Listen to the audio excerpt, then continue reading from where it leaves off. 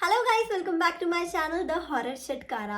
आज की इस वीडियो में मैं लेके आई हूँ आपके लिए ब्लैक मैजिक की स्टोरी, जिसको सुनकर आपका दिल, दिमाग, फेफड़े, कान, नाक सब खुल जाएगा। इतनी शानदार स्टोरी होने वाली है। वीडियो स्टार्ट करने से पहले मैं आपसे कहना चाहती हूँ कि अगर आपके पास भी ऐसे बढ़िया बढ़िया से हॉरर इंसिडेंट्स हैं जो आप चाहते हो कि मैं वीडियो बनाकर लोगों के साथ शेयर करूँ, तो डिस्क्रिप्शन में मेरा ईमेल है, वहाँ पर आप मुझे लिखकर मेल कर सकते हो। मैं पूरी कोशिश करूँगी उनके ऊपर वीडियो बनाने की। फिलहाल आज की वीडियो को हम स्टार्ट करते हैं। तो आज की स्टोरी की जो मेन कैरेक्टर है वो है अंकिता। विक्की भैया वाली नहीं, मेरी स्टोरी की अंकिता अलग है। ओके। तो आज की जो हमारी कहानी की मेन कैरेक्टर है उसका नाम है अंकिता। तो जो अंकिता है वो एक नर्सिंग स्टूडेंट है और वो अपनी पढ़ाई को कंटिन्यू करने के लिए अपने होम टाउन से दूर कहीं जाती है, जिसका नाम मुझे नहीं पता है, तो हम फिलहाल उसका नाम रख देते हैं। वो चली जाती है अजमेर। तो जो अंकिता है वो अपनी पढ़ाई कंटिन्यू करने के लिए आगे अजमेर चली जाती है। वहाँ पर वो एक हॉस्टल में रहती है। अब वो हॉस्टल में जाकर क्या होता है, उसे एक और लड़की मिलती है, साक्षी, जो कि उसकी रूममेट थी। और साक्षी के साथ जो उसकी मित्रता है ना, वो एकदम मतलब ऐसे गहरी हो जाती है। कहते हैं ना, लाइक चड्डी बड्डी, एकदम वैसी। तो ये दोनों इतने अच्छे दोस्त बन जाते हैं कि खाना पीना नहाना सब कुछ, नहीं नहाना नहीं, बस मतलब खाना पीना घूमना सब साथ साथ में करते हैं। ठीक है, इतनी अच्छी इनकी दोस्ती हो जाती है।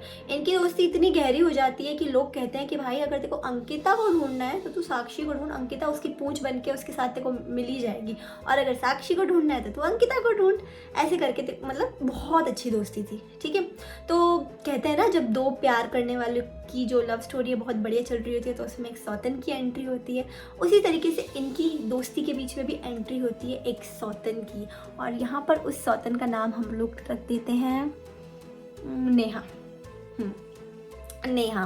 तो ये जो नेहा है ना, वो इनकी लाइफ में इनकी सौतन बन के एंट्री लेती है और देखते हैं आगे चल के क्या होता है। तो इन दोनों की लाइफ में सब कुछ बहुत बढ़िया चल रहा होता है, एकदम मस्त, एकदम घनिष्ठ मित्र बन के रह रही होती है ये दोनों। तभी इनकी लाइफ में एंट्री होती है नेहा की, जो इनके साथ इनके रूम में ही रहती है। स्टार्टिंग में तो सब ठीक होता है, लेकिन वो देखती है कि यार मतलब इन दोनों को जितना लगाव मुझसे नहीं है उतना एक दूसरे से। ऑब्वियसली जो थर्ड पर्सन होता है, एक ग्रुप अगर एक ग्रुप है 3 लोगों का, उसमें एक जना तो लेफ्ट आउट फील करता ही है। ठीक है। तो जो नेहा थी वो लेफ्ट आउट थोड़ा थोड़ा फील करती थी कभी कभी, तो ये चीज़ उसको प्रॉब्लम करती थी। तो अब यहाँ पे क्या होता है ना, जो नेहा है वो उन दोनों के बीच में लड़ाई डलवाने की कोशिश करती थी अक्सर, कि अंकिता और साक्षी जो है आपस में लड़ जाए। तो ऐसा ही हुआ था। एक टाइम ऐसा आया कि इन दोनों ने आपस में बात करना भी बंद कर दिया। अंकिता और साक्षी ने एक दूसरे की शक्ल भी नहीं देखती थी। एक ही रूम में रहने के बावजूद ये दोनों एक दूसरे की ना शक्ल देखती थी और ना ही एक दूसरे से बात करती थी। अगर इन दोनों को आपस में कोई ऐसी कोई बात करनी भी होती थी तो वो नेहा के थ्रू करती थी, कि लाइक नेहा इसको कह दे अपना सामान यहाँ से हटा दे, नेहा उसको कह दे मेरा सामान नहीं हटेगा। ऐसे करके इनडायरेक्टली दोनों बात करते थे, अगर करनी भी होती तो। वैसे तो नहीं करते थे, इनकी ज़िंदगी की गाड़ी ऐसी चल रही होती है। अब जो नेहा है यहाँ पर, वो जो अपना कहते हैं ना एक विशेष झुकाव, वो अंकिता की तरफ दिखाती है। वो अंकिता से कहती है कि तुम दोनों तो इतने अच्छे दोस्त थे, मतलब एक तरीके से थोड़ा सा है ना, मामले को शुगर कोट करने की कोशिश करती है कि तुम दोनों तो इतने अच्छे दोस्त थे और इतना प्यार था, बहनों की तरह रहते थे, अचानक क्या हो गया तुम दोनों के बीच में, तुम दोनों, ताकि ये कभी भी किसी भी एंगल से गलत ना लगे दोनों के बीच में। ठीक है। ऐसे थोड़ा थोड़ा मीठा मीठा बन के बातें करती थी ये। तो अब यहाँ पर क्या होता है ना, ये अंकिता को बताती है कि तुझे जो है साक्षी से कुछ वियर्ड वाइब्स नहीं आती। कहती कैसी वियर्ड वाइब्स? तो बोलती यार मुझे ना हमेशा से साक्षी है ना थोड़ी सी, कहते हैं ना कि कम पसंद रही है, मुझे इससे कुछ वियर्ड वाइब्स आती हैं। और मैंने 2-3 बार नोटिस भी किया है कि इसके बैग में ना अजीब अजीब सी चीज़ें रहती हैं, जैसे कि नींबू, मिर्ची और चाकू, और मतलब कुछ अजीब सी चीज़ें, कोई डॉल टाइप ऐसा कुछ रहता है। तो जो थी अंकिता थी, तो क्या बात कर रही है, मैंने तो कभी नोटिस नहीं किया, मैं तो पहले से रह रही हूँ उसके साथ। तो बोले नहीं मैंने तो नोटिस किया है, तेरा शायद तूने नहीं ध्यान दिया होगा, मेरा ध्यान चला जाता है ऐसी चीज़ों में।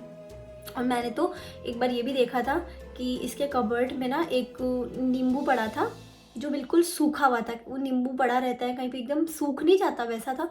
और ये उसको कट कर रही थी और है ना उस डॉल के ऊपर ऐसे निचोड़ रही थी। तो उस नींबू में से नींबू के रस की जगह पे ना ब्लड की ड्रॉप्स निकल रही थी। ये सुन के जो अंकिता मैडम है वो एकदम थोड़ा सा, मतलब कहते हैं ना गूज़बम्स आ जाते हैं, उसको तो गूज़बम्स आ गए। तो अब वो बोलती है कि अच्छा ऐसा है। अब यहाँ पे क्या होता है ये इंसिडेंट जब नेहा ने अंकिता को बताया, उसके बाद से ही है ना अंकिता के साथ ना कुछ कुछ वियर्ड चीज़ें घटना स्टार्ट हो गई थी। मतलब उसको है ना ऐसे लगता था कि रात के 2 या 3 बजे कोई है ना उसका गेट नॉक कर रहा है, मतलब उनका जो रूम था वो नॉक कर रहा है, और किसी के विस्पर करने की आवाज़ आती थी उसको कि कोई ऐसे करके कुछ बोल रहा है, ऐसे करके है ना। और ऐसा भी नहीं है कि वो नींद में, क्योंकि ऑब्वियसली यार यंग जनरेशन है, 2-3 बजे से पहले फ़ोन चलाए बिना सोते नहीं है, एकदम फुल होशो हवास में मस्त फ़ोन चला रहे हैं और मतलब विस्पर की आवाज़ आ रही है ऐसे। तो और जब एक चीज़ ये थी कि जब भी अंकिता को आवाज़ें आती थी ना, वो नेहा से पूछती थी कि तेरे को भी आ रही है क्या, तो वो भी बोलती थी हाँ मुझे भी आ रही है। तो अब यहाँ पे क्या होता है ना, अंकिता को क्लियर हो जाता है कि भाई जो ये है साक्षी है, ये नॉर्मल बंदी नहीं है, ये तो मतलब इसका तो अलग ही सीन चलता है, तो अपन जो होते हैं कट लेते हैं यहाँ से, इससे अलग हो जाते हैं। तो अब यहाँ पर नेहा और अंकिता जो है वो अपना रूम शिफ्ट कर देती है और दूसरा रूम ले लेती है। मतलब पहले वो जिस रूम में रह रही थी उसके बिल्कुल सामने वाला रूम वो ले लेती हैं और दोनों वहाँ पर शिफ्ट हो जाती है, कुछ दिन रहती हैं। अब क्या होता है ना, इनको दिखता है कि दोबारा से जो नॉक इनके रूम में आ रही थी ना, अब वो जो इन्होंने रूम शिफ्ट किया है उस रूम में भी इनको वो नॉकिंग, कोई गेट नॉक करके जा रहा है, विस्पर की आवाज़। अब तो चलो विस्पर की आवाज़ कह सकते हैं कि साक्षी के रूम से आ सकती है क्योंकि सामने ही वाला रूम है। एक बार को क्या होता है कि साक्षी जो है अपने होम टाउन अपने घर चली जाती है और अंकिता को ये बात पता होती है कि हाँ भाई साक्षी अपने घर में गई हुई है। स्टिल उसको उसके रूम से उसकी साक्षी की आवाज़ आ रही होती है कि साक्षी किसी से जैसे बात कर रही है और बाहर लॉक लगा हुआ है, रूम की लाइट तक बंद है, फिर भी उसको ऐसा क्लियर सुनाई देता है कि भाई अंदर से साक्षी की आवाज़ आ रही है। अब तो ये तो थोड़ा और भी मामला ख़राब हो जाता है यहाँ पे। तो फिर वो सारी चीज़ें वो शेयर करती है नेहा से। तो वो बोलती है कि यार कहीं इसने है ना तेरे ऊपर कुछ करवा तो नहीं दिया, क्योंकि मैंने तो ऐसी चीज़ें इसके पास देखी हैं कि इसके पास है। तो यहाँ पर जो हमारी अंकिता मैडम है वो भी डर जाती है और बोलती है कि यार मुझे भी ऐसा लग रहा है, क्योंकि कुछ कुछ एक्सपीरियंसेस तो मुझे भी हो रहे हैं, रात को नींद नहीं आ रही है, मैं स्टडी पे फोकस नहीं कर पा रही हूँ, ये सारी चीज़ें तो हो रही है मेरे साथ, तो हो सकता है इसने मेरे साथ कुछ करवाया हो। तो अब यहाँ पे देखो क्या होता है कि जो ये नेहा थी ना, ये हिमाचल में किसी ऐसे सिटी से थी जहाँ पर ये सारी चीज़ें बहुत ज़्यादा मानी जाती हैं, काला जादू, तंत्र मंत्र, टोना टोटका, ये बहुत ज़्यादा माना जाता है। और मतलब सबको कुछ ना कुछ इस बारे में नॉलेज तो होती है इनकी सिटी में, ठीक है, फेमस होती है ये सारी चीज़ें उनके वहाँ पे। तो वो अक्सर ये सारे इंसिडेंट्स उसके साथ शेयर किया करती थी कि हमारे गांव में ऐसा भी होता है, वैसा भी होता है, एक बार ऐसा हुआ था, एक बार मतलब ऐसे इंसिडेंट्स किया करती थी। तो वो उसको एक जो है अपनी कुर्ती उतार कर देती है, पहनी हुई कुर्ती, कि अब की बार जब तू अभी घर जाएगी ना, वो कुछ दिनों में घर जाने वाली थी नेहा, तो तू अपने सिटी में किसी पंडित जी से दिखवा देना, मेरी कुर्ती चेक करवा देना कि कहीं मेरे ऊपर किसी ने ब्लैक मैजिक तो नहीं कर दिया, है ना। तो वो बोलती है कि ठीक है, मैं जाऊंगी अपने घर पे तो मैं करवा दूंगी। अब क्या होता है कि वो अपने घर जाती है, अब वहाँ से कॉल करती है कि वो बताती है कि हाँ मुझे पंडित जी से मैंने बात करी और पंडित जी ने बोला है कि इस लड़की के ऊपर तो है काला जादू, और उन्होंने मेरे को मतलब कहते हैं ना नाम के 2 अल्फ़ाबेट भी बताए जिस लड़की ने इसके ऊपर काला जादू करवाया है। और तू मानेगी नहीं, वो 2 अल्फ़ाबेट जो थे वो साक्षी के ही अल्फ़ाबेट थे, एस और ए, ठीक है। तो वो बोलती है कि यार मैंने तो उससे इतना अच्छा दोस्त माना था अपना, और वो उसने उसको मेरे से ऐसी क्या प्रॉब्लम थी जो उसने ये सारी चीज़ें करवाई मेरे ऊपर। तो वो उसको कहती है कि पंडित जी ने मुझे और भी कुछ चीज़ें दी हैं, वो मैं तुझे वहाँ कर दूँगी। और 1-2 दिन में ही जो है नेहा वापस चली जाती है हॉस्टल में, और वो जो है उसे काला धागा देती है कि एक काला धागा तुझे हाथ में बांधना है और एक जो है गले में बांधना है। तो पंडित जी ने बोला है कि ऐसा करने से तेरे साथ जो भी एंटिटी है वो दूर रहेगी तुझसे, है ना, मतलब जो भी उसने करवाया वो तेरे से दूर रहेगा। तो वो विश्वास करके अपने हाथ में पहन लेती है धागा। अब धागा पहनने वाले ही दिन उसको क्या होता है, उसको अपने हाथ में ना बहुत ज़्यादा दर्द होता है। कोरोना की वैक्सीन लगवाई थी आप लोगों ने, है ना, तो जिस दिन वो वैक्सीन लगती थी कैसा यहाँ से पूरा हाथ सुन्न हो जाता था और हाथ अपन लिफ्ट भी नहीं कर पा रहे थे, मेरे साथ तो हुआ था, ठीक है, वैसा दर्द उसको हो रहा होता है। बट उसका एकदम से ध्यान नहीं जाता कि जिस दिन मैंने मतलब कि कहीं ये धागे की वजह से तो नहीं हो रहा, ठीक है। तो वो जो है इग्नोर कर देती है उस दर्द को। उसको लग रहा होगा कि सोते टाइम मैंने हाथ उल्टा सीधा रख दिया होगा तो दब गया होगा, तो वो इग्नोर कर देती है उसको पूरी तरीके से। अब क्या होता है, थोड़े थोड़े दिन में ना उसको है ना किसी की चीखें सुनाई दे रही हैं, ऐसा लग रहा है कोई उसको आवाज़ दे रहा है, और एकदम से हवा के झोंके की आवाज़ उसको मतलब सुनाई दे रही है। बहुत सारे क्रीपी इंसिडेंट्स हो रहे थे उसके, और वो बहुत ज़्यादा कहते हैं ना उसका मेंटल पीस ख़राब हो चुका था पूरी तरीके से। अब क्या होता है, यहाँ पर जो नेहा है वो उसको दिलासा देती है कि कोई बात नहीं, पंडित जी ने धागा बांधा है, सब ठीक हो जाएगा, तो टेंशन मत ले। ये सारी चीज़ें धीरे धीरे ख़त्म होती है, एक साथ नहीं ख़त्म होती। अगर डॉक्टर भी कोई मेडिसिन देता है तो वो धीरे धीरे असर करती है, राइट। तो ये भी धीरे धीरे असर करेगी। तो ऐसे करते करते टाइम निकलता जाता है। ऑलमोस्ट 1 साल होने को आया होता है, और वो जो इंसिडेंट्स थे वो रुकने का नाम नहीं ले रहे थे। तो जो अंकिता है उसकी एक और फ्रेंड थी जिया, वो अपनी बातें फ़ोन पे उसके साथ शेयर करती है कि मेरे साथ ऐसा ऐसा हो रहा है 1 साल से, पहले मेरी दोस्त थी साक्षी, फिर नेहा आई, फिर ऐसा, वो पूरा उसके साथ शेयर कर देती है।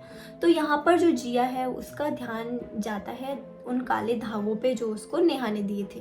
अब वो उसको बोलती है कि बहन सुन, जब से तूने ये धागे पहने तब से ये सारी चीज़ें तेरे साथ ज़्यादा होने लगी है ना। तो यहाँ पर अंकिता अग्री करती है, बोलती है हाँ ऐसा ही है। तो वो कहती है एक काम कर, कहीं ये उन धागों की वजह से ही तो नहीं हो रहा, तू एक काम कर, आज ही धागे उतार दे, ठीक है, और मुझे दे दे। क्योंकि उसका भी कोई फैमिली पंडित था जो ये सारी चीज़ें चेक करता था और ये सारी चीज़ें उनको आती थी। तो मैं अपने फैमिली पंडित जी को ये सब दिखाऊंगी और फिर मैं तुझे 1-2 दिन में बताती हूँ। तो वो धागे उतार देती है और उसको दे देती है। अब धागे उतारने से उसको है ना काफ़ी रिलीफ मिल जाता है, मतलब काफ़ी सारे इंसिडेंट्स तो होना बंद भी हो जाते हैं उसके साथ, और वो पंडित जी को दिखाने ले जाती है। 1-2 दिन के बाद अब यहाँ पर जो जिया चीज़ें रिवील करती है वो एकदम शॉकिंग थी। मतलब ये सब सुनने के बाद अंकिता को यकीन नहीं हुआ कि कोई इस हद तक भी गिर सकता है। यहाँ पर जो है जिया बताती है कि तुझे पता है तेरी स्टोरी की जो मेन विलन है वो कोई और नहीं है, वो साक्षी नहीं है, वो नेहा है। इतने टाइम से जो भी इंसिडेंट तेरे साथ हो रहे थे ना वो सब नेहा का किया धरा था। वो तुझसे बहुत ज़्यादा जलती थी, वो तुम्हारी दोस्ती से बहुत ज़्यादा जलती थी। मतलब उसने ये बताया कि पंडित जी ने ये तक बताया कि उसने ये सब सिर्फ इस चक्कर में आके किया क्योंकि ज़िंदगी भर उसकी कोई दोस्त नहीं बनी और वो तुम दोनों की फ्रेंडशिप से बहुत ज़्यादा जलती थी। वो भी चाहती थी कि उसको भी इस तरीके का कोई दोस्त मिले, इसीलिए उसने तुम दोनों को पहले अलग कराया। लेकिन अलग होने के बाद भी तू सिर्फ है ना साक्षी की ही बातें करती थी कि हमारी दोस्ती बहुत अच्छी थी, ये था वो था। तू बस अपना दुख ही शेयर करती थी उसके साथ, तू एज अ फ्रेंड कभी नहीं रही उसके साथ जैसा तू साक्षी के साथ रहती थी। तो ये चीज़ उसको ना अंदर ही अंदर बहुत ज़्यादा कहते हैं ना जेलस फील करवा रही, बहुत ज़्यादा उसको गुस्सा आ रहा था, इसीलिए उसने तेरे साथ ये सारी चीज़ें की। अब यहाँ पर क्या होता है कि वो पंडित जी के पास जाती है। पंडित जी उसको बोलते हैं कि तुम जो है अपनी फैमिली को बुला के ले आओ और मुझे उनके साथ डिस्कस करना है ये सब। तो पंडित वो बोलती है कि नहीं, मैं अपनी फैमिली को तो नहीं बुला सकती क्योंकि वो इन सब चीज़ों पर यकीन ही नहीं करते हैं, वो तो मुझे घर बुला देंगे। तो पंडित जी कहते हैं अच्छा ठीक है, इसका भी रास्ता है, तुम मेरे पास आ जाओ। तो मिलने चली जाती है पंडित जी से। अब पंडित जी मतलब इस 1 साल में जो जो इंसिडेंट्स, जो जो ट्रेजेडीज उसके साथ हुई थी ना वो एज इट इज़ पंडित जी ने बताई कि तुम्हारे साथ ऐसा हुआ था, गेट नॉक हुआ था, हवा चली थी, चीखें आई थी, सब उन्होंने उसके बोले बिना ही बता दिया। तो कहीं ना कहीं अंकिता का विश्वास भी स्ट्रांग हो गया कि पंडित जी इतना बता रहे हैं तो आगे भी अच्छा ही बताएंगे, मतलब सही बताएंगे आगे भी। तो यहाँ पर पंडित जी बताते हैं कि तुम्हें ये जो काले धागे पहनाए गए थे ना, इनमें कुछ ऐसे पावरफुल मंत्रास यूज़ किए गए थे जो हर टाइम तुम्हारे आसपास मतलब एक ऐसा मैग्नेटिक ऑरा बना के रखते थे कि वो आसपास की सारी एंटिटीज़ को तुम्हारे पास अट्रैक्ट करे। इसीलिए तुम्हें अलग अलग आवाज़ सुनाई देती थी, कभी नॉकिंग की, कभी चिल्लाने की, कभी हवा चलने की, ऐसा सब कुछ होता था। और ये धागे हटाने के बाद पंडित जी उसे है ना लाल कलर का धागा देते हैं जो नॉर्मली हनुमान मंदिर में मिलता है, और वो बोलते हैं कि इस धागों को मैंने कुछ ऐसे स्ट्रॉन्ग वर्ड्स, स्ट्रॉन्ग मंत्रा से अभिमंत्रित किया है, इनको तुम पहन के रखना हमेशा अपने पास। और 1-2 चीज़ें और भी बताते हैं कि तुम्हें वो मंत्रास वगैरह दिए थे वो भी जाप करना है। इससे क्या होगा कि इन फ्यूचर अगर नेहा कुछ भी करती है तो वो तुम्हें कभी अफेक्ट नहीं करेगा, और ये धागे तुम्हें हमेशा पहन के रखने, इनको अपने से अलग नहीं करना है, ठीक है। तो यहाँ पर जो हमारी अंकिता मैडम है वो थोड़ा सा राहत की सांस लेती है कि चलो ठीक है, एटलीस्ट जान तो बची। पंडित जी कहते हैं कि बेटा तुम बहुत सही टाइम पे मेरे पास आ गई हो, क्योंकि ये सारी चीज़ें 1 साल से तुमको डिस्टर्ब कर रही थी। अगर थोड़ा और लेट हो जाता ना तो तुम्हें इन सब चीज़ों से बचाना नामुमकिन हो जाता, क्योंकि ऑब्वियसली वो सारी चीज़ें तुम्हारे साथ 1 साल से रह रही हैं, तो वो बहुत ज़्यादा कहते हैं ना बॉडी से अटैच हो गई थी, तुम्हारे ऑरा से, तुम्हारी एनर्जी से अटैच्ड हो गई थी। तो उनको निकालना इतना ईजी नहीं होगा, धीरे धीरे होगा। हो सकता है तुम्हें अभी थोड़े दिन तक कुछ ना कुछ इंसिडेंट महसूस हो, बट तुम्हें उसे टोटली इग्नोर करना है, और स्पेशली नेहा के सामने तुम्हें उसे इग्नोर करना है। अब यहाँ पर क्या होता है कि वो पंडित जी की बात मान लेती है, धागे वागे सारे पहन लेती है, लेकिन अब वो है ना अपना रूम खाली कर देती है। कुछ ना कुछ XYZ रीज़न देख के वो दोबारा से साक्षी के साथ शिफ्ट हो जाती है। और यहाँ पर जो है वो नेहा को बिल्कुल भी नहीं बताती है कि मुझे सब कुछ पता चल गया है, मेरे साथ जो भी हुआ है वो तुमने किया है, कुछ भी मतलब कुछ भी नहीं बोलती है उसको, और बस दूर से ही हाथ जोड़ के उससे अलग हो जाती है। नेहा भी स्टार्टिंग में 4-5 दिन ट्राई करती है बात करने की कि मुझे बात तो कर, क्या हुआ, तुम मुझसे दूर दूर क्यों रह रही है ना। बट वो कहती है कुछ नहीं यार, बस ऐसे ही मुझे बस साक्षी के साथ अपनी दोस्ती ख़राब नहीं करनी थी, तो मैं अपनी तरफ से माफ़ी मांग के दोबारा से इसके साथ स्टार्ट कर रही हूँ दोस्ती। ऐसा बोल के वो उसको हट जाती है वहाँ से दूर, ठीक है। और नेहा भी स्टार्टिंग के बस 4-5 दिन ही उसको फोर्स करती है बताने के लिए, उसके बाद वो भी नहीं करती है फोर्स, क्योंकि उसको भी कहीं ना कहीं समझ आ गया था। ऑब्वियसली उसके धागे उतार दिए थे, दूसरा धागा पहना हुआ था, रूम शिफ्ट कर दिया था, है ना, और वो खुद भी कर रही थी ये सारी चीज़ें, तो उसको भी पता ही था कि अब मेरा जो वार है वो उस तक पहुँच नहीं रहा। तो ऑब्वियसली उसको पता चल ही गया होगा कि ये सब मैं ही कर रही थी, तो वो भी सामने से कुछ ज़्यादा बोलती नहीं। और अब मतलब दोनों का आमना सामना भी कभी होता है ना सेम हॉस्टल में ऑब्वियसली, तो इग्नोर कर देते हैं दोनों एक दूसरे की तरफ देखते भी नहीं हैं। और जो हमारी मैडम अंकिता है वो भी साक्षी से माफ़ी मांगती है कि किसी थर्ड पर्सन, किसी सौतन के आने की वजह से हमारी दोस्ती में इतना बड़ा फासला आ गया।